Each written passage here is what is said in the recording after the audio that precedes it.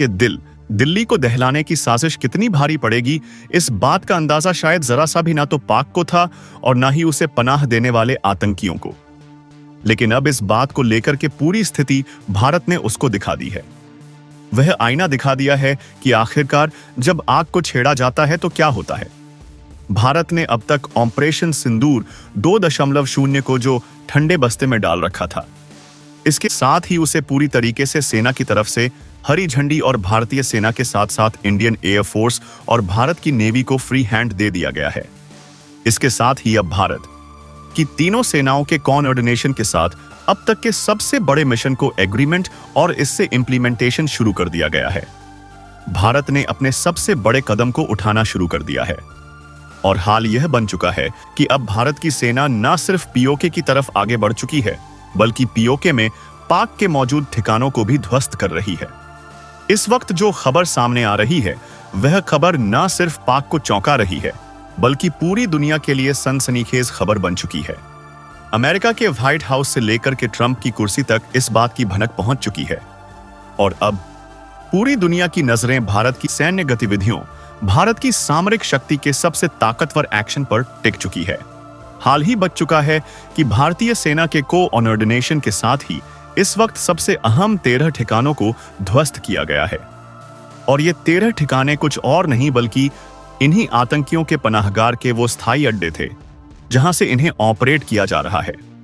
और सबसे बड़ी बात, भारत ने न सिर्फ अब अपनी सीमा पर इस वक्त चौकसी तैनात कर दी है, बल्कि भारत ने अब पीओके की तरफ अपने युद्धक टैंक और साथ साथ अपनी सबसे ताकतवर मिसाइल ब्रह्मोस को भी इस वक्त पूरी तरीके से एक्टिवेट कर दिया है। इसके साथ ही अब खबर जो सामने आ रही है वह पूरी दुनिया को चौंका चुकी है। दरअसल अमेरिकी इंटेलिजेंस ने बहुत बड़ा दावा किया है कि भारत 3000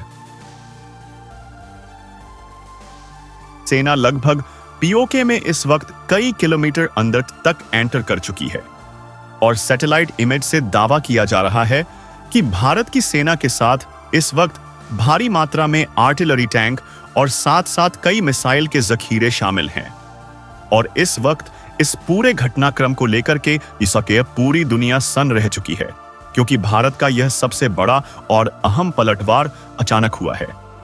भारत ने कहा था कि इस बार भारत आतंक को जड़ से उखाड़ फेंकेगा। भारत के पीएम नरेंद्र मोदी ने सीधे 100 करोड़ रुपए का अनुदान दिया है। तौर पर अब ऑपरेशन त्रिशूल को अब एक्टिवेट करते हुए जो नाम दिया है वह दिया है शिवास्त्र, यानी कि अब शिवास्त्र की मदद से ही इस पूरे घटनाक्रम में जो आगे एक्टिविटी होगी वह इसी ऑपरेशन के नाम से जानी जाने वाली है। क्योंकि यह जो ऑपरेशन शिवास्त्र है, यह पूरा का पूरा ऑपरेशन सिंदूर 2.0 के अंदर ही एग्रीमेंट और इसे ऑपरेट किया जा रहा है। सबसे बड़ी बात यह है, भारत के इस वक्त फाइटर जेट अपनी बॉर्डर से बहुत करीब, यानी कि अपनी सीमा रेखा से बेहद करीब उड़ान भर रहे हैं और इन्हें हाई अलर्ट मोड पर रखा गया है, यानी कि अब पीओके लेने का समय आ चुका है। भारत ने पहले ही स्पष्ट कर दिया है, क्या वह स्थिति आ चुकी है जब भारत यूआकी को अब पीओके लेना है और इस वक्त भारत ने अपनी सेना उतार भी दी है। क्या है इस वक्त पूरी खबर? क्या पूरी अपडेट सामने आ रही है? उन 13 ठिकानों को भारत ने कैसे ध्वस्त किया है? साथ साथ भारत ने इन ठिकानों के साथ ही लगभग 4 सुरंगों को भी पूरी तरीके से आईडी के जरिए ध्वस्त कर दिया है। दोस्तों, इस पूरे के पूरे घटनाक्रम का सबसे बड़ा मास्टरमाइंड अब आ चुका है। बताएंगे आपको इस वीडियो में। चैनल पर बने रहें, वीडियोस को लाइक और चैनल को अगर अभी तक आपने सब्सक्राइब नहीं किया तो चैनल को सब्सक्राइब कर लें और बेल आइकन को जरूर दबा लीजिएगा, ताकि इससे जुड़ी खबर अपडेट आप तक सबसे पहले पहुंचती रहे। और हां दोस्तों, चैनल पर आगे बढ़ने से पहले आप देश के किस जगह, किस कोने से बैठकर कि यह वीडियो देख रहे हैं, इसे लिखना बिल्कुल भी मत भूलिएगा। और अगर आप भारत की इस कूटनीतिक क्षमता और भारत की तरफ से लगातार किए जा रहे प्रयासों को लेकर के आप सच में देशवासी मानते हैं, तो कम से कम कमेंट बॉक्स में भारत के लिए एक जय हिंद जरूर लिखिएगा। दोस्तों, अब देरी ना करते हुए असल मुद्दे पर आते हैं। दोस्तों, दिल्ली को दहलाने की कोशिश जिस तरह से की गई, उस साजिश का अब भारत माकूल और मुंहतोड़ जवाब देना शुरू कर दिया है। भारत ने न सिर्फ सामरिक मोर्चे पर बल्कि अब भारत कई देशों के साथ कोऑर्डिनेट कर चुका है। हाल यह बन चुका है कि भारत के साथ साथ इजराइल और इस वक्त रूस और अब सबसे बड़ी खबर के रूप में ईरान और यहां तक कि अफगानिस्तान भी इस पूरे के पूरे घटनाक्रम में शामिल हो चुके हैं। बता दें, इजराइल की तरफ से भारत को बहुत बड़ी सहायता भेजी गई है और इस वक्त जो सबसे बड़ी खबर सामने आ रही है वह आ रही है ब्रिटेन को लेकर के। दरअसल ब्रिटेन के कई फाइटर जेट और ब्रिटेन की तरफ से काफी बड़े मात्रा में हथियार और सेना संबंध से जानकारियां सामने आ रही हैं कि वहां से बहुत बड़ी मात्रा में भारत को चीजें मिली हुई हैं और यह चीजें कुछ और नहीं बल्कि सैन्य साजो सामान है जो भारत के लिए बेहद इस वक्त कारगर होने जा रहा है। और इसी बीच इजराइल की तरफ से भारत को ड्रोन भेजा जाना कोई संयोग नहीं है। दरअसल भारत की तरफ से यह पूरे की पूरी तैयारी को बता रहा है कि भारत ने अपनी तैयारियों को पूरा तैनात कर दिया है। इजराइल की तरफ से ड्रोन और इजराइल की तरफ से भारत को लेकर के ऑपरेशन के लिए सबसे बड़ी ताकत के रूप में अपनी सील्ड आयरन डोम जैसी मिसाइल्स को, जो anti defence air defence system के रूप में काम करता है, उसे भारत रवाना किया गया है और यह सबसे बड़ी खबर सामने आ रही है। लेकिन इन सभी खबरों के बीच जहां बात सिर्फ आर्टिलरी की नहीं रह गई है, दरअसल अब जो खबर सामने आ रही है वह पूरी दुनिया को चौंका रही है। भारत तो अब तक सिर्फ एक मोर्चे पर पाक को घेरने पर लगा था, लेकिन अब खबर सामने आ रही है भारत ने अफगानिस्तान की सीमा रेखा के रास्ते अपने सैनिकों को उतारा है और यह सैनिक सीमा रेखा के रास्ते उतारने का साफ मतलब यह है कि अब भारत अफगानिस्तान के रास्ते भी इस पूरे के पूरे क्षेत्र को घेरने की तैयारी दो में लगा हुआ है। भारत ने पहले ही बगराम एयरबेस, जो अफगानिस्तान का सबसे बड़ा एयरबेस है, वहां अपनी सेना और अपने कई सारे फाइटर जेट इस वक्त उतार दिए हैं और इन्हें उतारने का साफ मतलब यह है कि अब हमला एक नहीं बल्कि कई तरफ से होने वाला है। जिस बात की आशंका अब तक पाक खुद थी, अब भारत वही करने जा रहा है। भारत हर मोर्चे पर चौतरफा अपनी तैयारियों को पुख्ता कर रहा है और यह तैयारियां सामान्य नहीं है बल्कि सामने वाले देश को हिला करके रख देने वाली है। ऑपरेशन सिंदूर की तरह इस बार भी कुछ बड़ा होने वाला है और इसके संकेत मिलने शुरू हो चुके हैं। भारत में अशांति फैलाकर भारत को जो चुनौती दी गई है, भारत का जवाब उससे कहीं ज्यादा खतरनाक और भयंकर होने जा रहा है। जांच एजेंसियों के हाथ जो सुराग लगे हैं वह सीधे पाक में बैठे आकाओं और उनके पाले गए संगठन देश तक पहुंच रहे हैं। यहां तक कि इसके सीधे सीधे तार ईकमन अब तुर्की तक पहुंच चुके हैं। यहां की अब तुर्की के खलीफा भी इससे अछूते नहीं रहे हैं। बता दें, फरीदाबाद में 2900 किलो अमोनियम नाइट्रेट जैसे विस्फोटक की बरामदी ने साफ कर दिया है कि किस तैयारी छोटी मोटी वारदात को लेकर के नहीं थी, बल्कि भारत 1900 किलो अमोनियम नाइट्रेट जैसे विस्फोटक की बरामदी ने साफ कर दिया है कि यह तैयारी बहुत बड़ी और भारत के खिलाफ बहुत बड़ी साजिश थी, जिसे आखिरकार भारत ने पूरी होने से पहले ही उसे डिफ्यूज करने का काम किया है। डिफेंस एनालिस्ट साफ कह रहे हैं कि इस मर्ज का अब असली स्थिति और इसकी असली जड़ को खत्म करने का समय आ चुका है, यानी कि पीओके के जरिए अब भारत यहां पर अपना सबसे बड़ा ऑपरेशन ऑपरेट करने जा रहा है। और यह सब कुछ सिर्फ भारत सरकार नहीं, भारतीय सेना नहीं, बल्कि भारत के 140 करोड़ भारतीय नागरिक भी इसी का इंतजार कर रहे हैं। हवा में बारूद की गंध तेज है और साथ ही तेज है अटकलें। ऑपरेशन सिंदूर 2.0 की यह वह ऑपरेशन है जो न सिर्फ पाक के मसूबों को मिट्टी में मिलाएगा, बल्कि इतिहास की उसकी गलती को भी अब सुधारने का स्थिति और समय दोनों आ चुका है। मोदी सरकार की हाई लेवल मीटिंग में बॉर्डर पर भारतीय सेनाओं की अचानक तेज हुई एक्सरसाइज ने साफ कर दिया है कि ऑपरेशन सिंदूर और भी भयंकर 2.0 के रूप में वापस आने जा रहा है। भारत अब तक चुप है। पूरी दुनिया यह मान रही है कि भारत की तरफ से अब तक कोई बड़ी प्रतिक्रिया क्यों नहीं दी गई है। भारत की तरफ से कोई एयर स्ट्राइक होनी चाहिए थी। भारत की तरफ से कोई ऐसा खबर आनी चाहिए थी जिससे यह माना जाता कि यह भारत की प्रतिक्रिया है।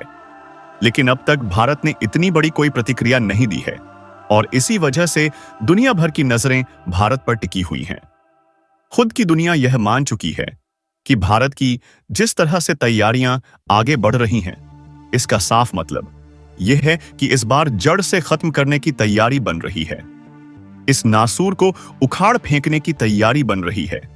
और ऐसे में जब सब पूरी दुनिया और पूरे देश और यहां तक कि पाक के आका भी देख चुके हैं कि अब पाक को बचाने वाला कोई नहीं आने वाला है, क्योंकि उनकी स्थिति भी भारत के बराबर खड़े होने तक की नहीं है, तो अब सऊदी अरब ने अपने हाथ पसार दिए हैं।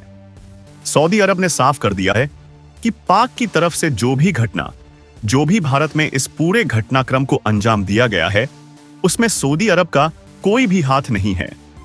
सऊदी अरब ने अपने हाथ पहले ही खड़े कर दिए हैं। सऊदी अरब ने साफ कहा है कि इस पूरे घटनाक्रम से सऊदी अरब अपने आप को अलग करता है और इस पूरे के पूरे घटनाक्रम में भारत और सऊदी के रिश्तों में कोई भी दूरियां नहीं आने वाली है, क्योंकि सऊदी अरब अपने देश से ना ही कोई स्थिति ऑपरेट होने देगा और ना ही भारत के खिलाफ किसी भी स्थिति में अब सऊदी अरब शामिल होने वाला है। यानी कि सऊदी अरब ने अपने आप को सरेंडर कर दिया है। उधर अगर बात की जाए तुर्की की, तो तुर्की को भारत ने पहले ही इस पूरे घटनाक्रम में शामिल करते हुए लपेटे में ले लिया है। हाल यह बन चुका है कि तुर्की पर भी भारत का इस वक्त चाबुक चल चुका है। तुर्की की तरफ से कई सारी कंपनियों पर भारत ने सीधा बैन जड़ दिया है। तुर्की की तरफ से आने वाले सामानों पर भारत ने प्रतिबंध लगा दिए हैं। तुर्की के कई शिप को भारत ने ब्लैकलिस्टेड कर दिया है, और यह ब्लैकलिस्टेड करने का मतलब सिर्फ भारत ने नहीं किया है, बल्कि लगभग 28 देशों ने और इसे ब्लैकलिस्ट किया है, जिससे तुर्की की कमर तो भारत ने तोड़नी उधर से शुरू कर ही दिया है। लेकिन अब सबसे बड़ी बात यह है कि फ्रंट और सबसे फाइनल मोर्चे पर क्या हो। तो तुर्की अब इस पूरे फाइनल मोर्चे पर भी भारत के साथ भिड़ने को तैयार है। लेकिन भारत से भिड़ने से पहले उसे अब भिड़ना होगा इजराइल से, क्योंकि इजराइल ने साफ लहजों और शब्दों में कह दिया है कि भारत से भिड़ने से पहले तुर्की और पाक दोनों को इजराइल से निपटना होगा। क्योंकि भारत को जरा सी भी और एक भी अगर खरोच आती है, तो इसका मतलब यह है कि तुर्की और पाक का ऊपर अब इजराइल का कहर बरसने वाला है। तुर्की को लेकर के साफ कहते हुए इजराइल ने कहा है कि भारत के सामने अगर तुर्की ने घुटने नहीं टेके, तो अब उसे घुटने टेकने की जिम्मेदारी इजराइल की है। यानी कि इजराइल उसे उस हालत में पहुंचा देगा जिससे वह कभी उभर भी नहीं पाएगा। लेकिन अगर वहीं दूसरी तरफ बात करें, तो भारत के साथ खड़े रूस ने अब वह ताकत दे दी है भारत को, जिसकी वजह से अब पूरी दुनिया आश्चर्य में आ चुकी है कि अब भारत की ताकत तो कई गुना बढ़ने जा रही है। दरअसल अमेरिका, जो अब तक इस पूरे घटनाक्रम को लेकर के दूरदर्शी बन के आराम से मजे लूट रहा था, अब उसकी भी कुर्सी, उसकी भी सत्ता हिलती हुई दिखाई दे रही है। अमेरिकी राष्ट्रपति डोनाल्ड ट्रंप इस खबर के आने के साथ ही बुरी तरीके से तिलमिला उठे हैं। अमेरिका को साफ डर सता रहा है कि पाक में भारत का अगला एक्शन क्या होने वाला है, क्योंकि दरअसल अब इस एक्शन में भारत अकेला नहीं, बल्कि भारत के साथ रूस भी शामिल हो चुका है। रूसी राष्ट्रपति व्लादिमीर पुतिन ने भारत में हुई घटना का विरोध करते हुए और कहा है कि भारत इसको खिलाफ जो भी प्रतिक्रिया कड़ी से कड़ी देगा, वो उसके साथ भारत के साथ रूस खड़ा होगा। और इतना ही नहीं, रूस ने यह भी कहा है कि भारत की तरफ से अगर रूस को बुलाया जाता है, तो रूस का अगला उठने वाला कदम भारत की तरफ होगा। यानी कि रूस हमेशा से भारत के साथ खड़ा था, और एक बार फिर से रूस ने यही स्पष्ट कर दिया है कि वह भारत के सामने और भारत के साथ खड़ा रहेगा। वहीं इस तरफ इस स्थिति के बीच में पूरे के पूरे मामले में भारत की जाए चीन की, तो जो चीन अब तक हर बात में पाक का साथ देता था, वही चीन अब यहां से अपनी स्थिति को अलग कर रहा है। चीन ने साफ कर दिया है कि इस पूरे के पूरे घटनाक्रम में वह कहीं भी शामिल नहीं होने वाला है, और ना ही उसका इस पूरे घटनाक्रम से कोई भी लेन देन है। भारत के साथ उसकी स्थिति और रिश्ते दोनों बेहतर हैं, और इन्हें वह और भी बेहतर करने की कोशिश में है। यानी कि जिस चीन के दम पर पाक फूलता था, जिस चीन के दम पर पाक यह उमंग भरता था कि वह भारत से भिड़ जाएगा, अब वही चीन उसके पीछे से हट चुका है। और अगर बात की जाए अमेरिका की, अमेरिकी राष्ट्रपति डोनाल्ड ट्रंप की, तो वह पहले से ही दलबद्दू है। इसका मतलब अमेरिका पर तो भरोसा किया ही नहीं जा सकता है। ऐसी स्थिति में अब खुद पाक अलग थलग पड़ता हुआ दिखाई दे रहा है। उसके साथ सिर्फ एक देश का साथ है, जिसका नाम है तुर्की, और यह दोनों वो देश हैं जो इस वक्त भारत की मार से बुरी तरीके से तिलमिला उठे हैं। भारत ने साफ कर दिया है कि अगला होने वाला कदम और अगला उठने वाला कदम पीओके पर होगा, जो भारत का एक अभिन्न हिस्सा था और अब जल्द ही भारत के अभिन्न हिस्से के रूप में भारत का वास्तव में दोबारा हिस्सा बन जाएगा और इसे दुनिया की कोई भी ताकत अब रोक नहीं पाएगी। भारत ने साफ किया है पीओके भारत का आंतरिक मामला है और अब दुनिया का कोई भी देश इसमें इंटरफेयर भी नहीं कर सकेगा। उधर भारत ने न सिर्फ पाक को बल्कि इधर बांग्लादेश को भी भारत ने निशाने पर ले रखा है। हाल बन चुका है कि बांग्लादेश पर भारत का सीधा एक्शन टूट पड़ा है। यहां तक देखी जाए तो स्थिति कुछ ऐसी समझ में आ रही है कि इस वक्त बांग्लादेश में भारत ने जो किया है उसके चलते बांग्लादेश में खाने पीने, बिजली, पानी तक के लाले पड़ते हुए दिखाई दे रहे हैं।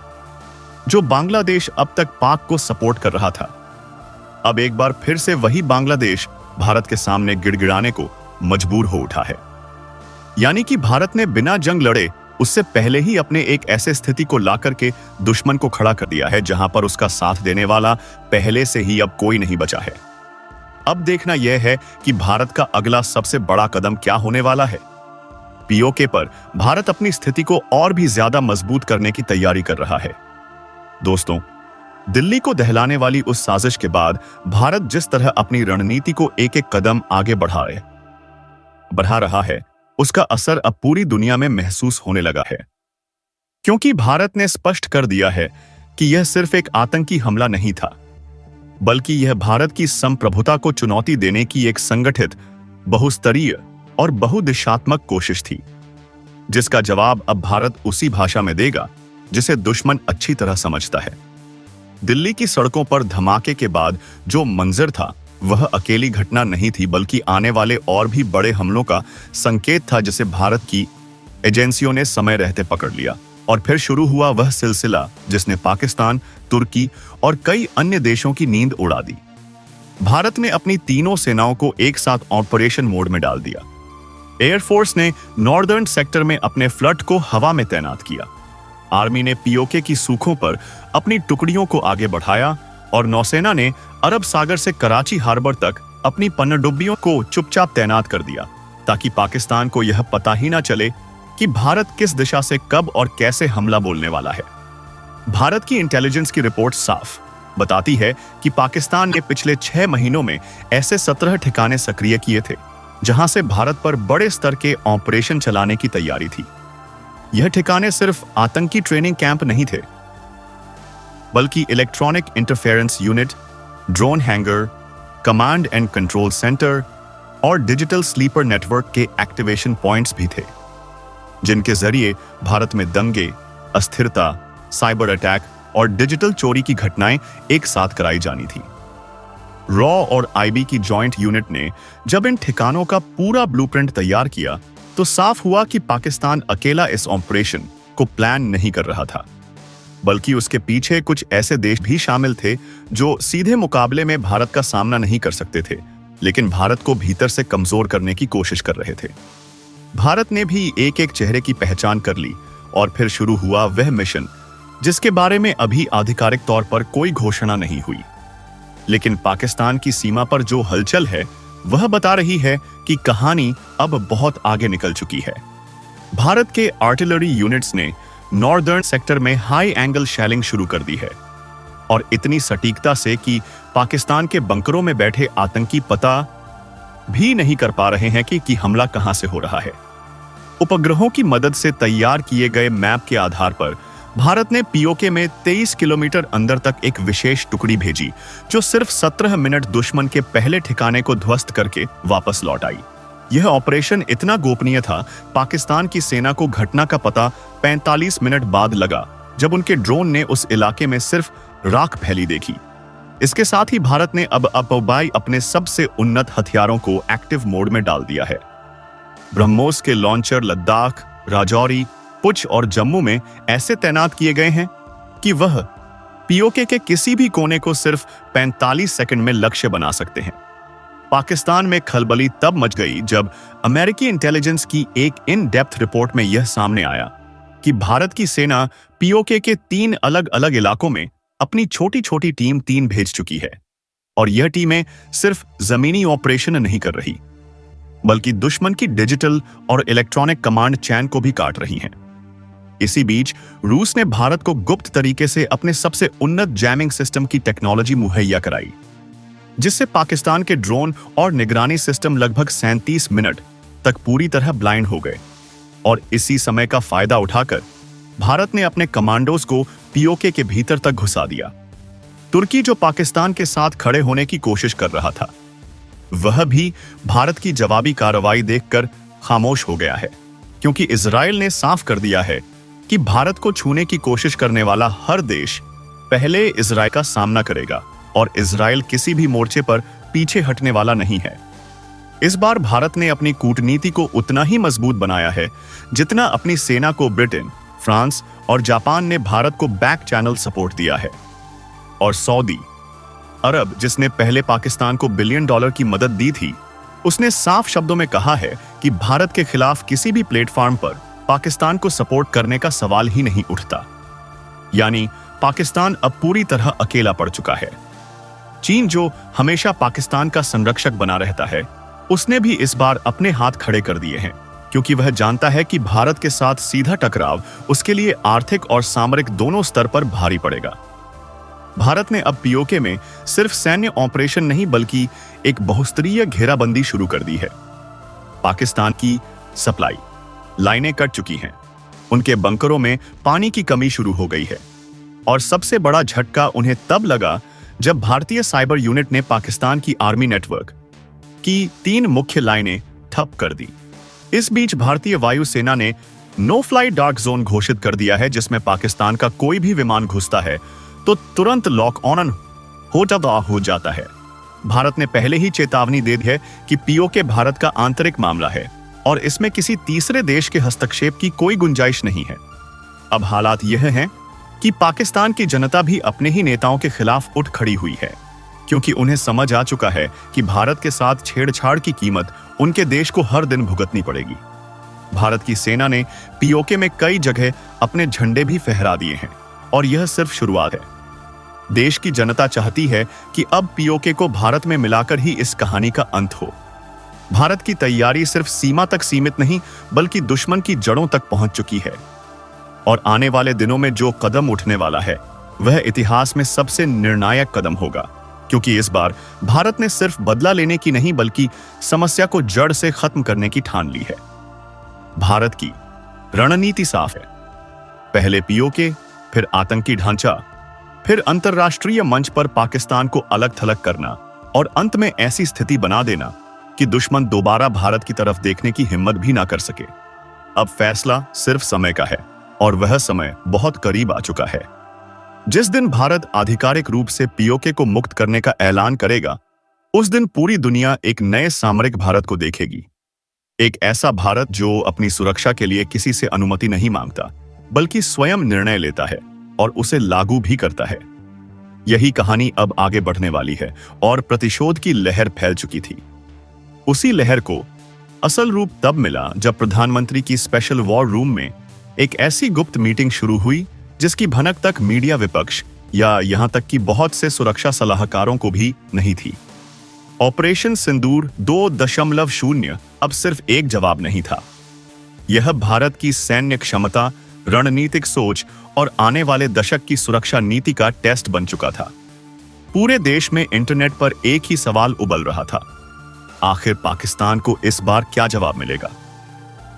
लेकिन वही सवाल अब RIB, NSA, DRDO, special forces और थल जल नभ सेना के प्रमुखों के बीच वास्तविक रणनीति में बदल चुका था।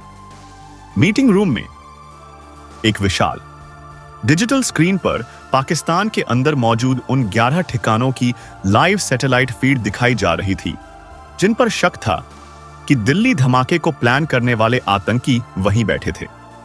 इनके अलावा पीओके में 6 लॉन्च पैड, अफगान सीमा के पास 3 प्रशिक्षण शिविर और कराची में 2 बड़े कमांड मॉड्यूल भी मार्क किए गए थे। एनएसए ने साफ शब्दों में कहा, सर, यह अब सिर्फ एक आतंकी हमला नहीं रहा, यह भारत को अंतर्राष्ट्रीय मंच पर कमजोर दिखाने की कोशिश है। उसी वक्त रॉ चीफ बोले, जनाब, हमारे पास वह सबूत हैं जो पाकिस्तान को दुनिया के सामने एक बार फिर नंगा कर आसाद देंगे। लेकिन जनता सबूत नहीं, एक्शन चाहती है। प्रधानमंत्री ने धीमी लेकिन बेहद सख्त आवाज में जवाब दिया, इस बार कोई टीवी डिबेट नहीं होगी। इस बार केवल जवाब होगा, ऐसा जवाब जिसे आने वाली पीढ़ियां याद रखें। इन शब्दों के साथ ही ऑपरेशन सिंदूर 2.0 की ब्लूप्रिंट टेबल पर रख दी गई और पूरे हॉल में तनाव ऐसा था जैसे सांस लेना भी भारी हो गया हो। इसी बीच सैटेलाइट से एक नई इमेज आई। कराची के पास एक गुप्त रणनीतिक बिल्डिंग में कुछ बड़े आतंकी सरगना इकट्ठा हुए थे। यह खबर आते ही एयर चीफ मार्शल ने कहा, सर इससे बेहतर समय नहीं मिल सकता, 11 मिनट में उन्हें खत्म कर सकते हैं। लेकिन सवाल यह था कि क्या यह हमला खुलेआम हो या गुप्त, क्योंकि पाकिस्तान ने संयुक्त राष्ट्र में जाकर यह बयान देना शुरू कर दिया था कि भारत तनाव बढ़ाने की कोशिश कर रहा है। हालांकि यह बयान सिर्फ दिखावा था। असल में पाकिस्तानी सेना को डर था कि भारत इस बार कुछ बड़ा कर सकता है। उनकी सीमा पर F-16 की तैनाती बढ़ गई थी, एंटी एयर सिस्टम एक्टिव किए जा चुके थे और ISI के कई अधिकारी अंडरग्राउंड जा चुके थे। भारत की तरफ से जवाब और भी तेजी से आया। LIC के पास ब्रह्मोस की तैनाती, अंडमान में न्यूक्लियर सबमरीन मूवमेंट, राजस्थान व पंजाब में एयरबेस एक्टिवेशन और POK के सामने स्पेशल फोर्सेस के 3 बैच तैनात कर दिए गए थे। उधर देश के भीतर माहौल ऐसा हो चुका था जैसा 2016 के सर्जिकल स्ट्राइक या 2019 के बालाकोट के बाद भी नहीं दिखा था। दिल्ली, मुंबई, लखनऊ, भोपाल, जयपुर, कोलकाता, हर जगह युवा सड़कों पर आ रहे थे। सेना के वाहनों को सलाम कर रहे थे और सोशल मीडिया पर सिर्फ एक ही आवाज, इस बार अंतिम जवाब होना चाहिए। दूसरी तरफ पाकिस्तान की संसद में हड़कंप मचा हुआ था। कुछ नेता भारतीय हमले के डर से भागकर दुबई चले गए थे, जबकि ISI अंदर ही अंदर अपने लोगों को कह रही थी, अगर इस बार भारत ने हमला किया तो हालात 1971 से भी बदतर हो जाएंगे। लेकिन भारत की वॉर रूम में यह साफ निर्णय हो चुका था कि इस बार हमला सिर्फ सीमित नहीं होगा, बल्कि पाकिस्तान की आतंकी क्षमता को आने वाले 20 साल तक के लिए खत्म कर देना है। अचानक RIV की तरफ से एक और इनपुट आया। दिल्ली ब्लास्ट का मास्टरमाइंड हामिद नैयर इस समय खैबर इलाके में एक अंडरग्राउंड बंकर में बैठा है और वही पाकिस्तान में इस हमले की प्लानिंग के बाद अब भारत की राजधानी में दूसरा बड़ा धमाका करने की तैयारी कर रहा था। यह सुनते ही कमरे में सन्नाटा छा गया। प्रधानमंत्री ने केवल इतना कहा, उस आदमी को सुबह का सूरज नहीं देखना चाहिए। और बस यह वाक्य पूरे देश की सुरक्षा एजेंसियों के लिए एक आदेश था। गुप्त दस्तावेजों में ऑपरेशन का नाम अपडेट हुआ, टारगेट HN0, और यह इतिहास के सबसे तेज टारगेटेड ऑपरेशनों में से एक बनने वाला था। इसी के साथ भारतीय नौसेना ने अरब सागर में अपनी किल रेंज ऑपरेशन लाइन एक्टिव कर दी, जिससे कराची पोर्ट और उसके आसपास का पूरा क्षेत्र भारत की निगरानी में आ गया। पाकिस्तान की पनडुब्बियों की लोकेशन ग्रिड पर रेड ब्लिंक कर रही थी और भारतीय स्कॉर्पियन क्लास सबमरीन उनके बेहद करीब आ चुकी थी। भारतीय सेना की स्पेशल यूनिट घातक प्लेटून ने नॉर्दर्न सेक्टर में नियंत्रण रेखा की 2 महत्वपूर्ण चौक पॉइंट क्लियर कर दिए थे, जिससे POK में ऑपरेशन के लिए रास्ता तैयार हो गया था। इसी समय IAF के 8 सुखोई थकी MKI आकाश में उठे और इनके पीछे 6 राफेल लड़ाकू विमानों की शार्प फॉर्मेशन पाकिस्तान की रडार लाइन को काटने के लिए तैयार थी। अब स्थिति यह थी कि भारत के पास दुश्मन की हर हरकत की लाइव फीड थी, लेकिन पाकिस्तान को भारत के इरादों का अंदाजा तक नहीं था। वे सोच रहे थे कि भारत सिर्फ धमकी देगा, बयान देगा या केवल कूटनीति का रास्ता अपनाएगा। लेकिन असल में ऑपरेशन सिंदूर 2.0 आधी रात के बाद किसी भी समय सक्रिय हो सकता था और दुनिया का नक्शा सुबह होते होते बदल भी सकता था। देश भर में गूंज रहे प्रतिशोध के नारों, सोशल मीडिया पर ट्रेंडिंग नंबर ऑपरेशन सिंदूर 2.0 और भारत के नागरिकों की अनगिनत उम्मीदों के बीच जब आधी रात ढलने लगी तो पूरे दक्षिण ब्लॉक में सिर्फ एक हल्की पीली रोशनी जल रही।